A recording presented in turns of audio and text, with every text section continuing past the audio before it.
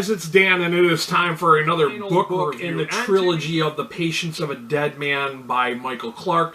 This is book 3, Anger is an Acid. And I say that I read book 1. I absolutely loved it. I gave it a 5 out of 5-star rating. My copy is the 2019 copy, and it comes in at 453 pages. It is a big one. This one is the shortest one of the trilogy. They seem to have gotten shorter and shorter as, the series ended. This one clocks in at 259 pages, so it's like almost a little under half the size of the first book. And go check out my review of book 1 and book 2. I gave book 2 a 4 out of 5-star rating. Really enjoyed it. I feel like an overall, for the entirety of the trilogy, I think the trilogy, and I know that Mike has created a compilation of the entire series into one big book. I think that was a wise move on his part. I would say that if I had the complete book like that, I think I would give it a 4.5 rating.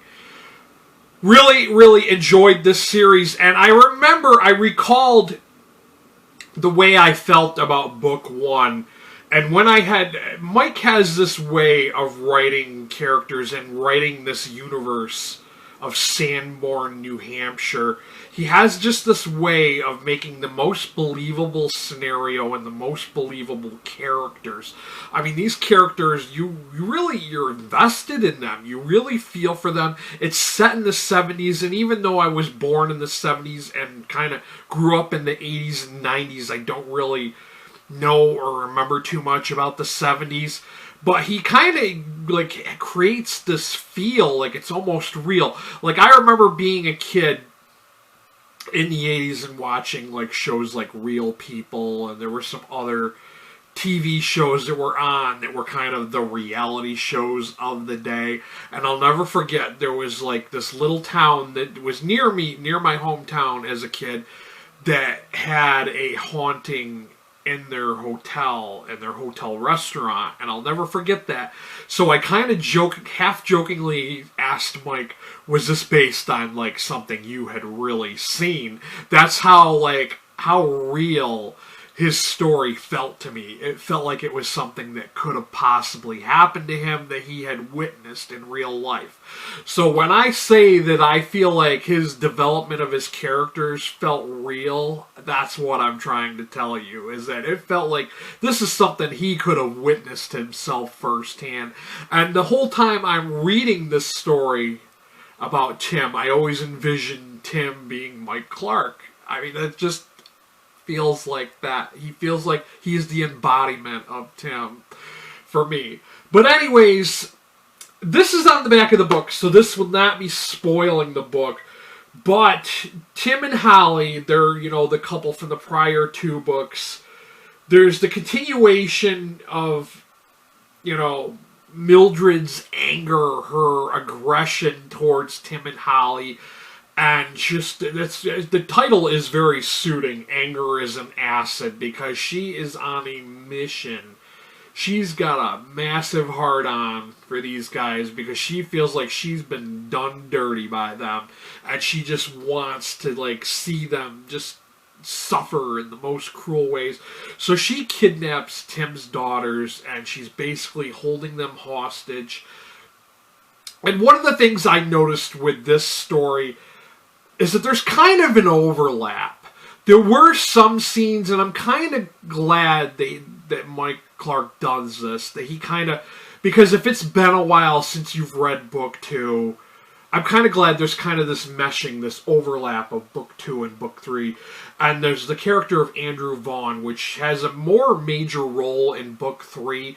And I feel like he was a really interesting character. I felt like he was more strongly developed in this book, where I felt like he was really out of place in book 2. I was just like, who the hell is this guy? Why is he being included in this story?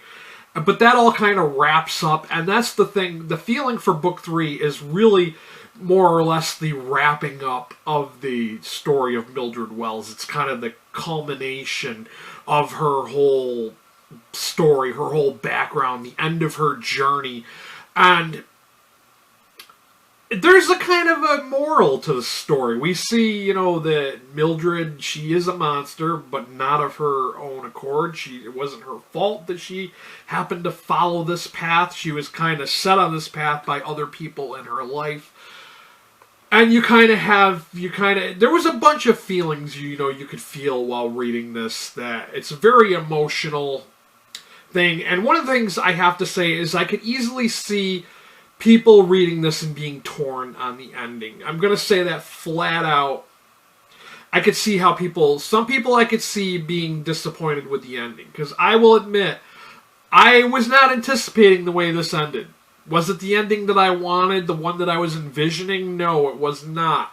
But I feel like Mike writes well enough, and he rationalized the ending to me enough that I was like, yeah, I get it, man. I totally get it, and I still really enjoyed this book. Now, I say it's the culmination, and it is the culmination because, and I feel like it is kind of like a moral type story that kind of fits the whole patience theme and just how anger can be so bad for you. And anger can just he quotes Mark Twain about anger as an acid and how it destroys the vessel more than, the things that it's unleashed upon. That's not the exact quote, but I thought that was kind of suiting, and that was a quote near the end that kind of helped culminate and make more sense of the way he chose to end the story. Now, there is this reality TV show that's I think it's called something What Would You Do or something like that, but like that just kind of really heightened the whole events going on and kind of made it feel more real for me.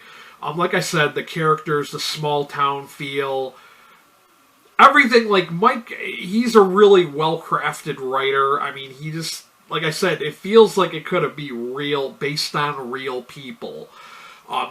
I'm definitely a fan of his works, and I could see from reading this, I feel like, and I know from I've listened to multiple interviews with him, I do know that the character of Andrew Vaughn, yeah, that's his name, Andrew Vaughn is a character that he's going to further utilize in his later books, and the ending of this does kind of lead room for expanding on into other series or other books.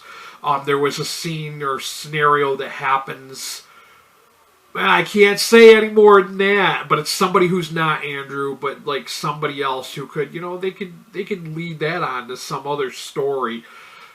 Overall, I did enjoy this. I did give it a 4 out of 5 star rating on Goodreads. Like I said, the entirety of the trilogy I feel like is a 4.5 star rating for me.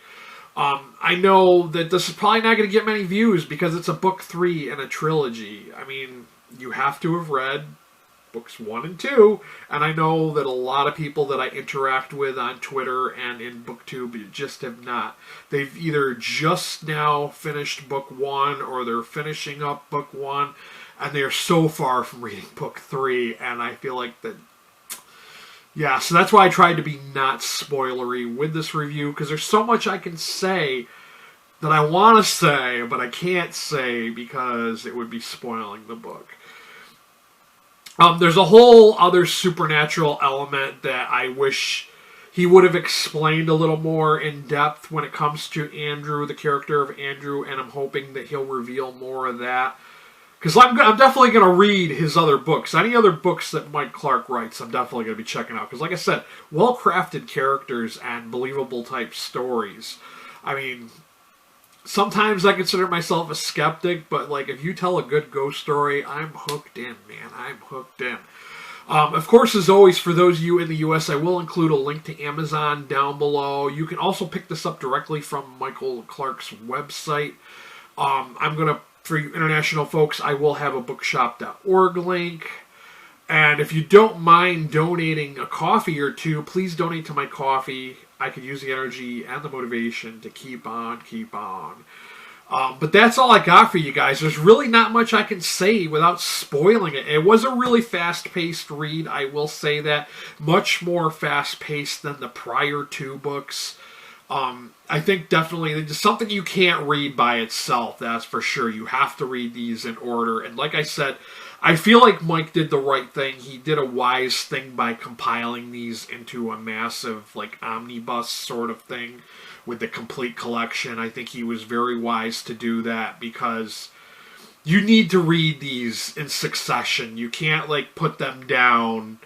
I feel like if you put them down for too long and tried to read the story, I think you would forget things and things wouldn't add up and make sense for you. But yeah, definitely this is a series that should be read one after the other because it's just, it works out better that way.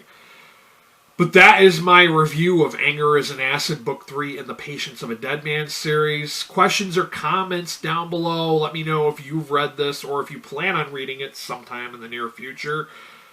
And if you are looking for book reviews and book recommendations, please, by all means, hit that subscriber button. And what are you doing? Hit that notification bell so you know when I upload again. I stick to a Friday, Saturday, Sunday upload schedule. But that's all I got for you guys. Thank you for watching. Till next time, this has been Dan. Be good to each other and stay healthy.